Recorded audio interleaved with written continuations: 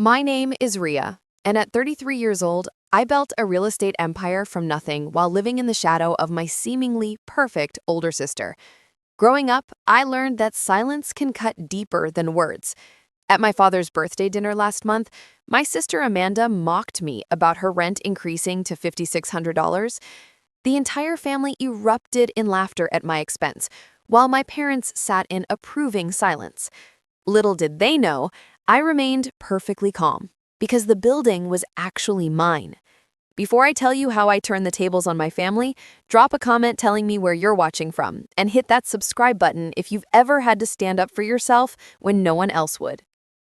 I grew up in a middle-class suburban neighborhood outside Boston. Our house was comfortable but modest, a four-bedroom colonial with a small backyard where neighborhood kids would gather to play kickball in the summers. To outsiders, we probably looked like the perfect American family, but appearances can be deceiving. My sister Amanda is 5 years older than me. From the earliest memories I have, she was the golden child of our family. She earned straight A's, was homecoming queen, captain of the debate team, and seemed to excel effortlessly at everything she touched. Our parents, Martin and Diana, never miss an opportunity to praise her accomplishments. Dad worked as an accountant at a prestigious firm downtown. He wore crisp suits, carried a leather briefcase, and spoke in the measured tones of someone who calculated risk for a living. Mom was an administrator at the local high school, the same one Amanda attended, where she broke every academic record. They were respected members of the community, active in local politics, and often hosted dinner parties where Amanda was proudly paraded as their crowning achievement. I can still picture our living room walls. They were a shrine to Amanda. Her debate trophies occupied the central display case. Her graduation photos from every grade hung in perfect chronological order. Her newspaper features for academic competitions were framed like precious artworks. By contrast, my report cards with B-plus averages were met with, "You could do better if you applied yourself like your sister." When I won second place in the science fair in 7th grade, my project sat on the dining room table for 2 days before being moved to the basement. When Amanda had won first place 4 years earlier, Dad built a special shelf in the entryway so visitors would see it immediately upon entering our home. Even our birthday celebrations reflected the disparity. Amanda's parties were elaborate events with professionally decorated cakes and dozens of guests. For my 12th birthday, Mom forgot to order a cake until the last minute, and Dad was too busy to attend until the very end.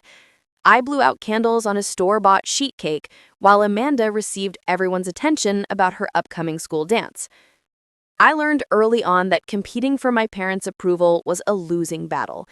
Instead, I developed a quiet resilience. I became self-sufficient, finding value in my own achievements, even when they went unnoticed. I took pride in small victories that were mine alone. Like the time I taught myself to change a flat tire because Dad was too busy helping Amanda prepare for a college interview to show me how. College decisions highlighted the pattern even more starkly. Amanda was accepted into an Ivy League law school with a partial scholarship. My parents threw a party for 30 people, took out a second mortgage on the house, and proudly announced that they would cover all her remaining expenses. An investment in her future, they called it. When my acceptance letter arrived from the State University for Business Administration, my mother just nodded and said, "Well, at least it's affordable." My father slid a student loan application across the dinner table. "We helped Amanda because law school is expensive, but you should learn financial responsibility with your business degree," he explained, as though the logic was unassailable.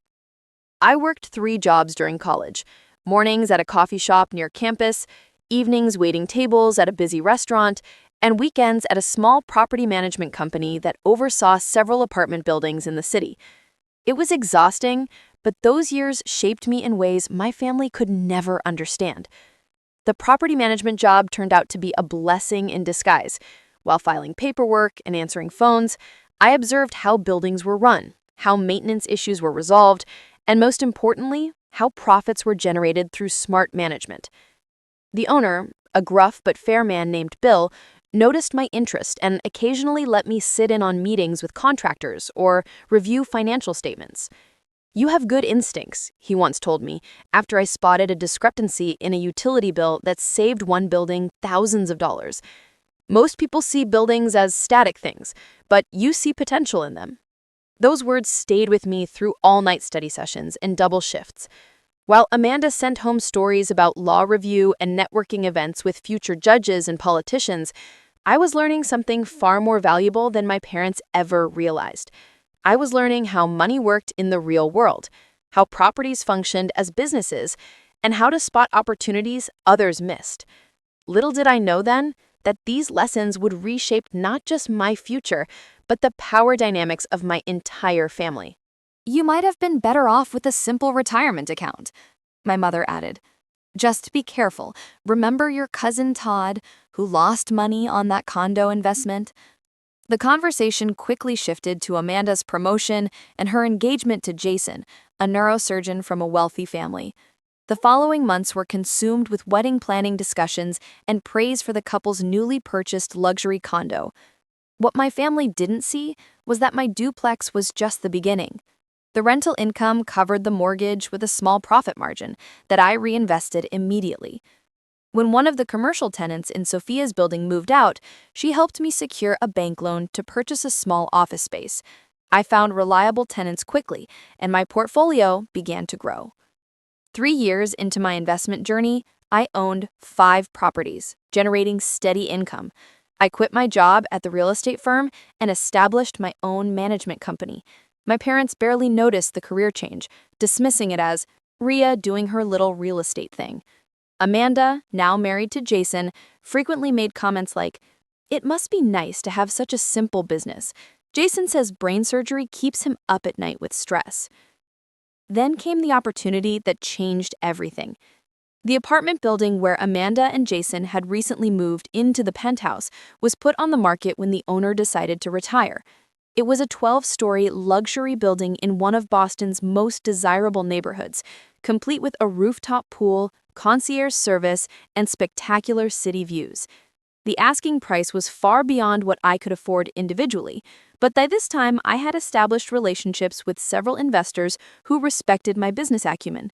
With their backing and the collateral from my existing properties, I formed an LLC and made a competitive offer through a shell company to maintain anonymity.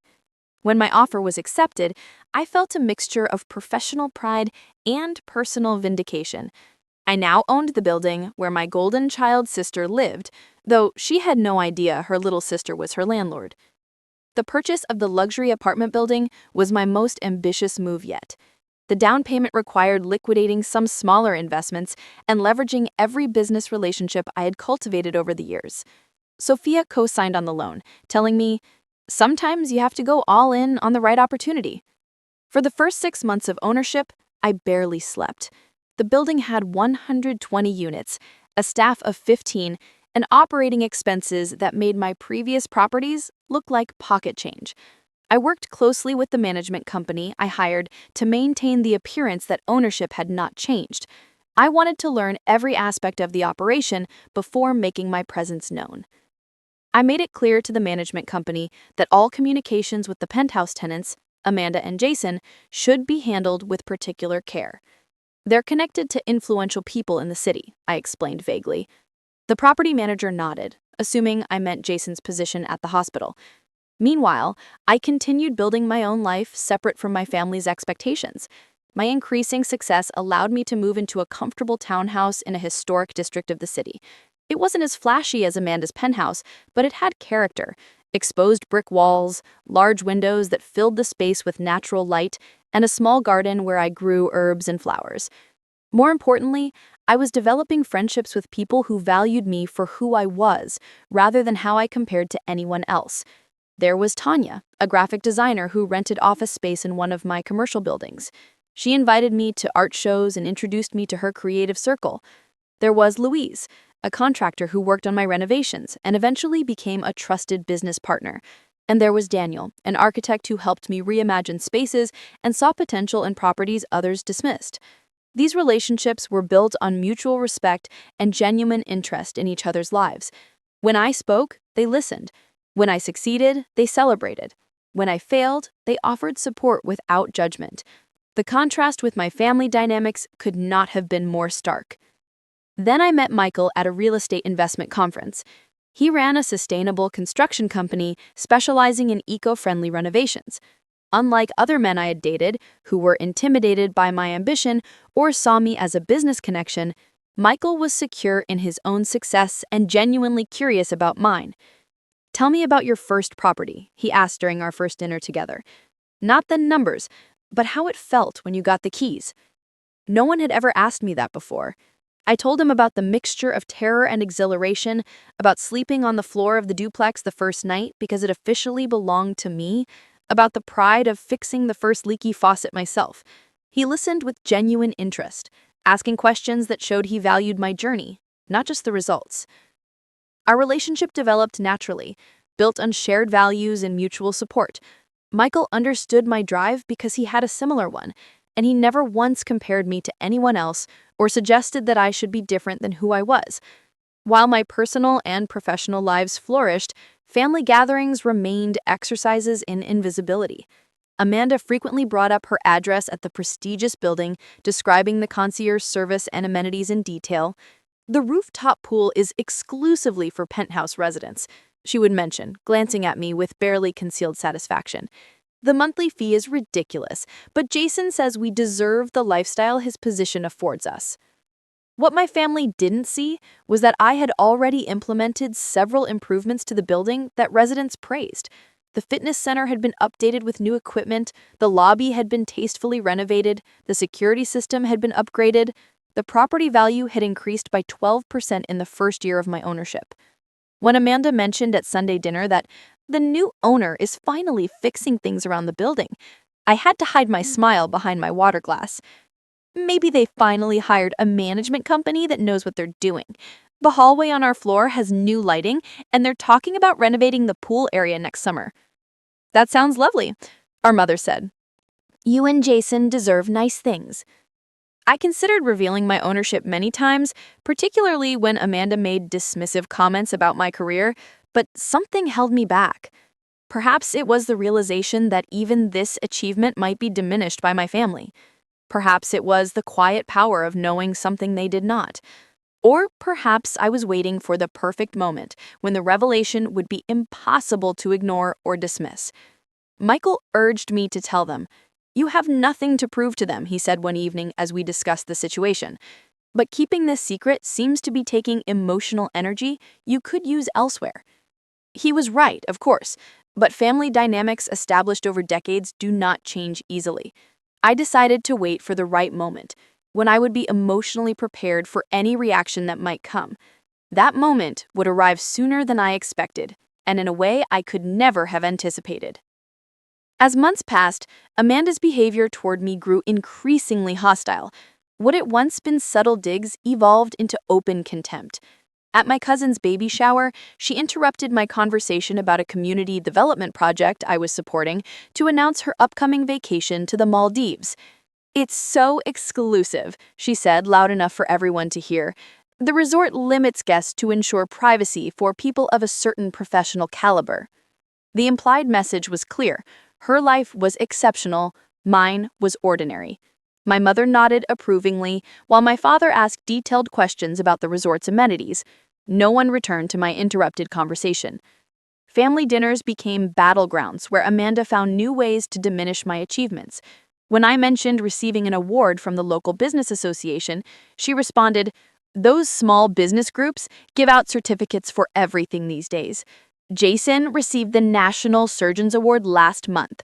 Only 3 doctors in the country were recognized." My parents reinforced these dynamics at every turn. When I renovated one of my commercial properties into mixed-use retail and residential space, a project that required months of zoning negotiations and construction management, my father's only comment was, "I hope you're not overextending yourself financially." Yet when Amanda and Jason purchased a vacation property in Vermont, my parents helped them furnish it and spoke endlessly about their investment savvy. What none of them knew was that behind Amanda and Jason's facade of success, financial troubles were brewing. Through my position as building owner, I received monthly reports on all tenants, including payment histories. Amanda and Jason had been late with their rent for 3 consecutive months. The management company had sent standard reminder notices, but I instructed them not to escalate to formal warnings yet. My own professional life was reaching new heights. I had acquired 2 more apartment buildings and was in negotiations for a downtown commercial property that would be my largest investment to date. A national real estate journal had featured me in their 30 under 40 list of promising investors, complete with a professional photo and a full-page profile of my business approach. I brought a copy of the magazine to Sunday dinner, placing it casually on the coffee table during pre-dinner drinks.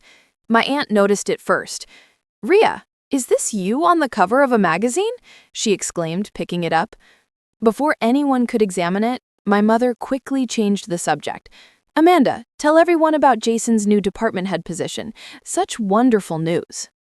The magazine was forgotten as everyone turned their attention to Amanda's announcement. I watched it happen with a strange detachment, as if observing a play whose ending I already knew. Later, I found the magazine tucked under a stack of unopened mail. Michael witnessed this treatment firsthand when he accompanied me to Easter dinner. On the car ride home, his hands gripped the steering wheel tightly. "I can't believe they talked over you the entire meal," he said. "And the way your sister smirked when she mentioned your first apartment? Do they always treat you like that?" "For as long as I can remember," I admitted. "Have you ever considered just not going?" he asked gently, creating some distance. I had considered it many times. The thought of holidays without the subtle cuts and dismissals was appealing, but something always pulled me back. Some hope that eventually things would change, that my parents would finally see me. "Family is complicated," I said finally. "Part of me wants to cut ties completely.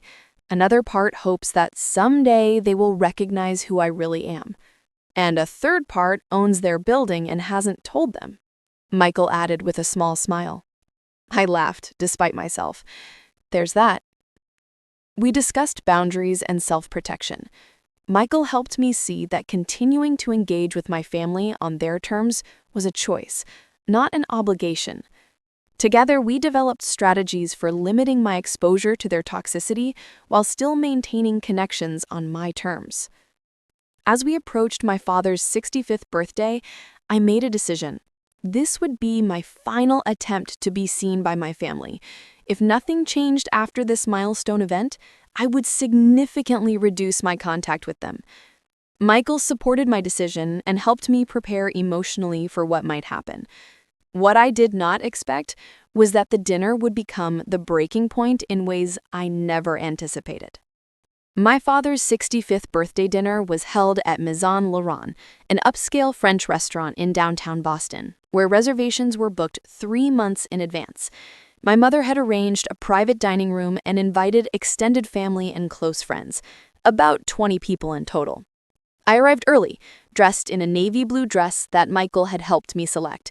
It was elegant but understated, paired with simple pearl earrings that had belonged to my grandmother.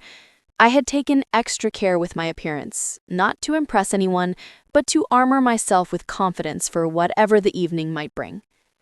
The private room was beautifully arranged with fresh flowers and soft lighting. I placed my gift, a rare first edition of my father's favorite detective novel that had taken months to track down, on the designated table and took a seat at the far end. From this vantage point, I could observe everyone's arrival. My parents entered together, my father in a charcoal suit that made him look distinguished despite his receding hairline, my mother in a silver cocktail dress that complemented her carefully maintained figure. They moved through the room like minor celebrities, accepting birthday wishes and compliments with practiced grace. Aunts, uncles, and family friends arrived in clusters, each stopping to greet my parents before finding their seats. I received polite nods and brief hellos, but no one lingered in conversation. I was used to this peripheral existence at family gatherings. Amanda and Jason made their entrance last, 15 minutes after the designated arrival time. Amanda wore a red designer dress that probably cost more than most people's monthly rent, her dark hair styled in an elaborate updo that highlighted diamond earrings. Jason followed in a tailored suit, his surgeon's hands adorned only with a platinum wedding band. They moved into the room like they owned it. Amanda's laugh carried across the space as she kissed my father's cheek. "Happy birthday, Daddy," she said loudly enough for everyone to hear. "The gift from Jason and I just arrived from Italy this morning. We can't wait for you to open it." The seating arrangement placed Amanda and Jason near my parents at the head of the table, while I was positioned between my mother's cousin and an old family friend I barely knew. Michael had been invited, but had a prior commitment he could not reschedule, a fact I now regretted as I faced the evening alone. Dinner proceeded as these family events typically did. The conversation revolved around Amanda and Jason's lives, their recent vacation, Jason's promotion, and plans for renovating their Vermont house. My father beamed with pride as Jason described a complex surgical procedure he had pioneered. My mother touched Amanda's hand affectionately as she shared gossip about mutual acquaintances. When my aunt politely asked about my work, I began describing the downtown development project I was spearheading. It will transform an abandoned warehouse district into affordable housing with green space and community facilities. "That's nice, dear," my mother interrupted. "Amanda, tell everyone about the charity gala you're chairing next month." The dismissal was so casual, so practiced, that most people probably didn't even notice it. But I saw my aunt's slight frown, the momentary discomfort in her eyes before she turned her attention to Amanda's story about fundraising for the hospital. The breaking point came during dessert. Amanda had been eyeing my watch, a subtle Cartier I had purchased to celebrate my latest acquisition. It was the first luxury item I had ever bought for myself, a quiet acknowledgement of how far I had come. "Nice watch, Ria," Amanda said, her tone making the compliment sound like an accusation. "Business must be good. I noticed you drove up in a new car, too." Before I could respond, she turned to the table at large. "Speaking of money matters, you wouldn't believe what's happening with our rent." The building management sent notice. It's increasing to $5,600 next month. $5,600 for a penthouse that already costs a fortune? She turned back to me with a smile that didn't reach her eyes. "That's probably more than your mortgage, right, Ria? I bet your entire building doesn't cost that much. You couldn't even afford a closet in our place." Laughter rippled around the table. My uncle chuckled and said, "Well, not everyone can live like royalty, Amanda." My father smiled indulgently. "The market in that neighborhood is very exclusive." "Top dollar for top quality," my mother added. "Perhaps you should have Jason speak with the building owner, dear. Surely they would make an exception for someone of his stature." I sat perfectly still as the laughter continued around me. The familiar pain of exclusion washed over me, but this time it was accompanied by something else, a strange, calm clarity, as if I were watching the scene from above. What hurt most was not Amanda's deliberate cruelty. It was my parents' silence, their tacit approval, the way they smiled along with her jokes at my expense. After all these years, that silence cut deeper than any words could. In that moment, I made my decision. Reaching into my purse, I retrieved my phone and pulled up a specific email. Then I cleared my throat. "Actually," I said, my voice steady despite my racing heart, "I'm quite familiar with that building and its management." Amanda rolled her eyes. "Right, because you work in real estate.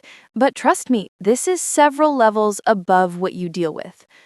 "No," I said, placing my phone on the table, "because I own it." The silence that fell over the table was absolute. Amanda's face froze in disbelief. "What are you talking about?" she finally managed. "Lambert Heights, 12 stories, 120 units, rooftop pool reserved for penthouse residents. I purchased it 18 months ago through my investment company." I slid my phone toward her, displaying the ownership documents. "The rent increase is actually below market rate for comparable properties in the area. My management company recommended 15%, but I approved only 8%. Jason picked up my phone, examining the documents with growing disbelief. "This is not possible," he muttered. Amanda snatched the phone from him, her face flushing dark red. "This is some kind of joke or forgery. You cannot possibly own our building." My father reached for the phone next, adjusting his reading glasses as he scrutinized the screen. "Ria," he said, his voice uncharacteristically uncertain. "What is this about?" "Exactly what I said," I replied calmly. "I own the building where Amanda and Jason live. I have owned it for 18 months. The recent improvements to the hallway lighting, the new fitness equipment, the lobby renovation, all of those were my decisions." My mother shook her head in confusion. "But how could you afford such a property? It must be worth millions." 28.5 million, to be exact. I have built a very successful investment portfolio over the past 8 years, while everyone at this table was too busy admiring Amanda to notice. The stunned expressions around me were almost worth the years of dismissal. Almost. The remainder of the dinner collapsed into chaos. Amanda pushed back from the table, her chair scraping loudly against the hardwood floor. "This is ridiculous," she hissed. "You are lying to get attention on Dad's birthday. How pathetic can you be?" Jason placed a restraining hand on her arm, his eyes still fixed on the ownership documents displayed on my phone. "Amanda, these look legitimate." My father cleared his throat, discomfort evident in his stiff posture. "Perhaps we should discuss this privately, as a family. This is hardly appropriate dinner conversation." "Why not?" I asked, surprising myself with my calm. "Amanda brought up her rent increase. I am simply providing context, as her landlord." Several relatives shifted uncomfortably in their seats. My Aunt Martha murmured something about checking on the valet situation and slipped from the room. Others suddenly became intensely interested in their dessert plates. My mother attempted damage control. "Ria, if this is true, why would you keep such a thing a secret from your own family? And why would you raise your sister's rent? That seems rather vindictive." The question struck me as so fundamentally unfair that I nearly laughed. Years of minimized achievements, of conversations cut short, of accomplishments ignored, flashed through my mind. "I did not keep it secret," I said evenly. "I have been building my real estate business for 8 years. I have mentioned properties and projects at every family gathering, only to be interrupted or dismissed. 3 months ago, I brought a national magazine that featured me as a rising star in commercial real estate. Mom, you put it under the mail and changed the subject to Amanda's husband's promotion." My father's face reddened. "Now, that is unfair. We have always supported both our daughters equally." That statement was so blatantly false that I could no longer maintain my composure. "Equally? When Amanda was accepted to law school, you took out a second mortgage to pay her tuition. When I got into business school, you handed me a student loan application. When Amanda bought her first luxury car, you helped with the down payment. When I made the 30 under 40 list in national real estate investments, neither of you even read the article." The words poured out, years of silent hurt, finally finding voice. I had not planned this confrontation, but now that it had begun, I could not stop. "For my entire life, I have watched you celebrate Amanda's every move while barely acknowledging my existence. I have sat through countless dinners, listening to detailed discussions of her career while my own achievements were treated as uninteresting distractions. I have received polite indifference where she received enthusiastic support." Amanda stood up, her voice sharp. "This is absurd. You are twisting everything because you have always been jealous of me, and now you are trying to ruin Dad's birthday with your victim complex." "Amanda, please," Jason murmured, clearly uncomfortable with the public spectacle. "No, I will not sit here and listen to this. If she really owns our building, which I still do not believe, then she deliberately kept it a secret to set up some kind of dramatic revenge scenario. That is sick, really sick. My mother rose as well, placing a hand on Amanda's shoulder. Let us all calm down. Ria, I think you have misinterpreted a lot of things over the years. We have always loved both our daughters equally. That platitude, so easily spoken and so demonstrably untrue, was the final straw. I stood, gathering my purse and jacket. I did not buy your building for revenge, Amanda. I bought it because it was a sound investment in an appreciating market. The rent increase is standard business practice based on current market values. If you would like to dispute it, you can contact my management company like any other tenant. I turned to my father. Happy birthday, Dad. Your gift is on the table. It's a first edition Chandler, the author you used to read when I was a little girl, before Amanda started law school and became the only topic of conversation. With that, I walked out of the private dining room, past the startled maitre d', and into the cool evening air. My hands shook as I retrieved my car keys, adrenaline coursing through my system. I managed to drive 2 blocks before pulling over, my vision blurred with tears I had held back for too long. In my car, alone at last, I finally allowed myself to feel the full weight of what had just happened. The confrontation I had avoided for decades had finally occurred, and there was no going back. I had spoken truths long buried, and regardless of how my family responded, something fundamental had shifted. I called Michael, my voice breaking as I recounted the evening's events. I did not plan to tell them like that, I concluded. It just happened. Are you okay? He asked, concern evident in his voice. I don't know, I answered honestly. Part of me feels terrible for causing a scene at Dad's birthday. Another part feels like I can finally breathe after holding my breath for 33 years.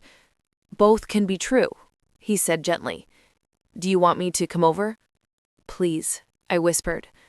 By the time I arrived home, my phone was flooding with notifications.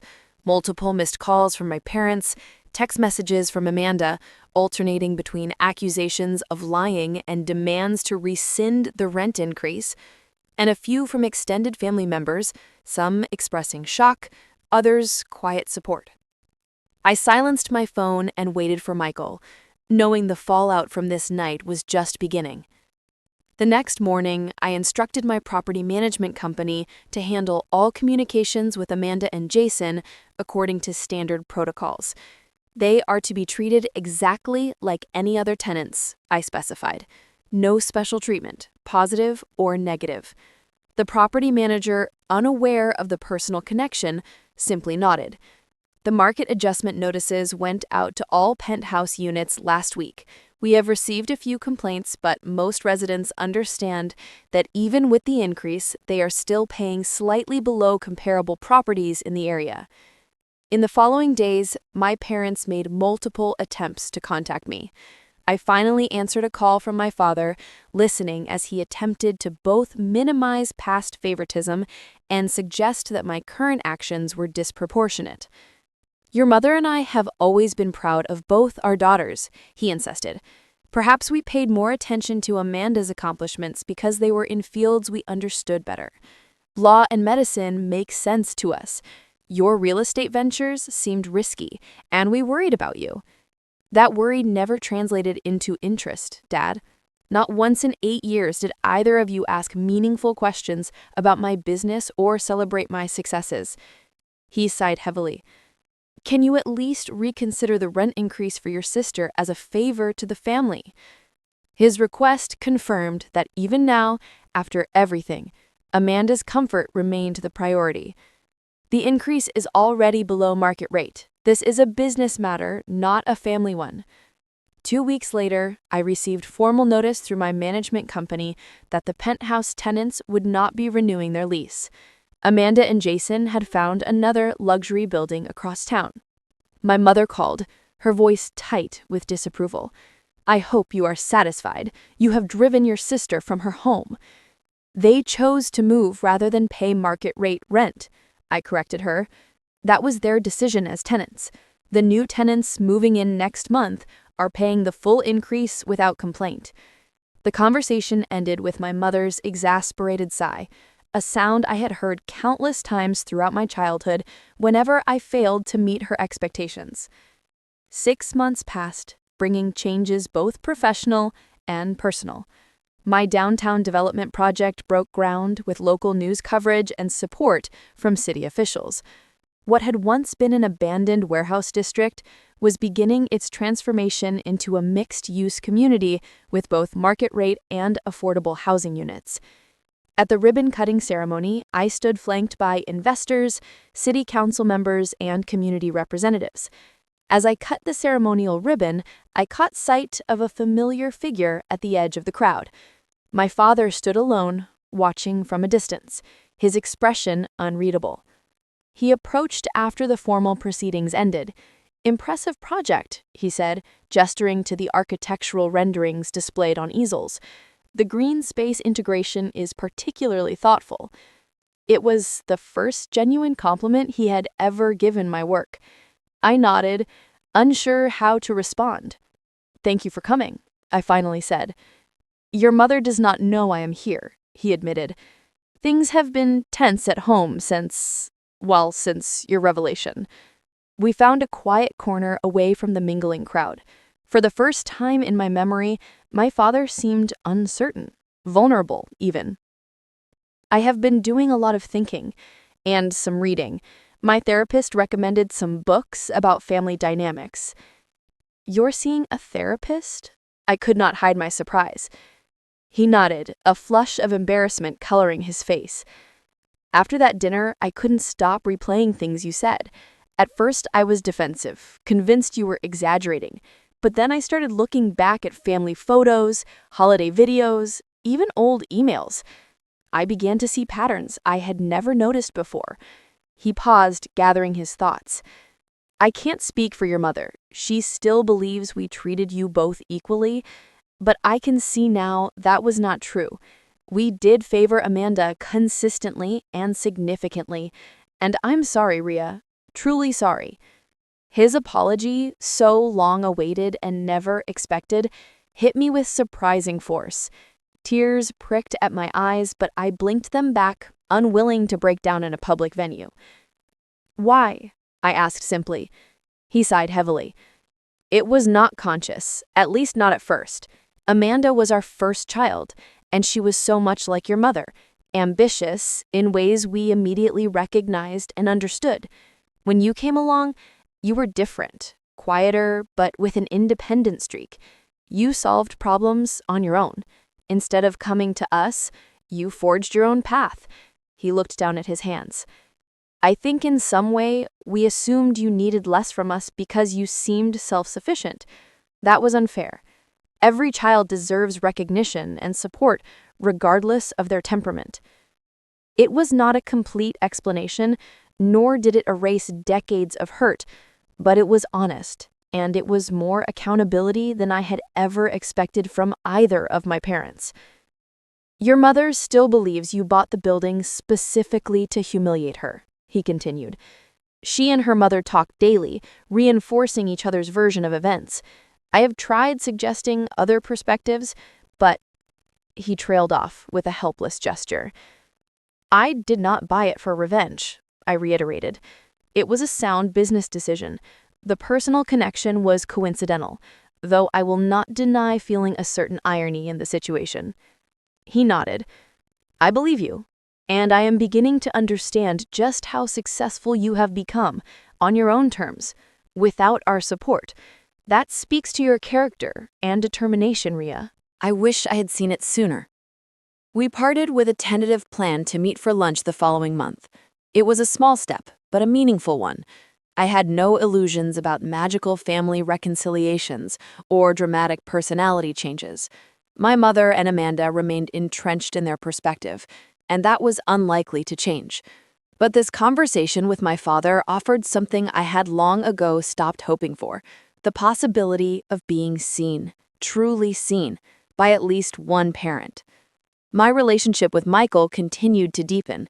He had been my rock through the family upheaval, offering support without trying to solve problems that were not his to fix. 6 months after the fateful dinner, he proposed during a weekend trip to a coastal town where we were considering our next investment property. "I love your ambition, your compassion, and your strength," he said as we stood on a cliff overlooking the ocean. "I want to build a life with you, both literally and figuratively." I said yes without hesitation. The engagement ring he chose was not flashy or ostentatious, but thoughtfully selected to match my personal style rather than fulfill social expectations. Like our relationship, it represented genuine understanding rather than surface impressions. We decided on a small wedding with close friends rather than a large family affair. I sent invitations to my parents and Amanda, more out of principle than expectation. My father came alone, explaining that my mother felt unwell, a transparent excuse we both pretended to accept. Amanda did not respond at all. The absence of family drama made space for authentic joy. Surrounded by people who truly knew and valued me, I experienced a celebration that honored the life I had built, rather than the role I had been assigned in my family's narrative. My business continued to thrive. The downtown development became a showcase for sustainable urban renewal, earning awards and attracting attention from investors across the country. I established a mentorship program for young women interested in real estate development, remembering how valuable Sophia's guidance had been in my own journey. Healing came not from family acceptance, but from building a life aligned with my values. The pain of parental favoritism and sibling rivalry had shaped me, but it no longer defined me. I had transformed that pain into determination, and that determination into success, both professional and personal. On the 1-year anniversary of the confrontation at my father's birthday dinner, I received an unexpected email from Amanda. It was brief and formal, lacking any warmth or genuine reconciliation, but it acknowledged my ownership of her former building and requested professional references for a real estate matter she was handling for a client. It was not an apology, but it was a tacit recognition of my expertise, something she had never before granted. I provided the references promptly and professionally. Our relationship would likely never be close, but perhaps we could establish a distant respect based on recognition of each other's capabilities, rather than competitive comparison. The most profound healing came from within. Through therapy and self-reflection, I gradually released the need for parental approval that had shadowed me for so long. I recognized that while my parents' favoritism had been real and damaging, my worth was not determined by their ability to see it. The silence that had once cut deeper than words no longer held power over me. I had found my voice, not in shouting to be heard, but in living authentically and allowing my actions to speak for themselves. When I look back now, I realize that the greatest victory was not owning my sister's building or finally confronting my family's dynamics. It was breaking free from the need for their validation and finding value in my own path. If you've ever felt invisible in your own family, overshadowed by someone else's light, know that your worth is not diminished by others' failure to recognize it.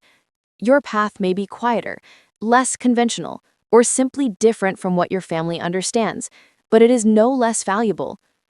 Sometimes the greatest act of self-love is to stop seeking approval from those unwilling to give it, and instead build a life that needs no external validation to be meaningful.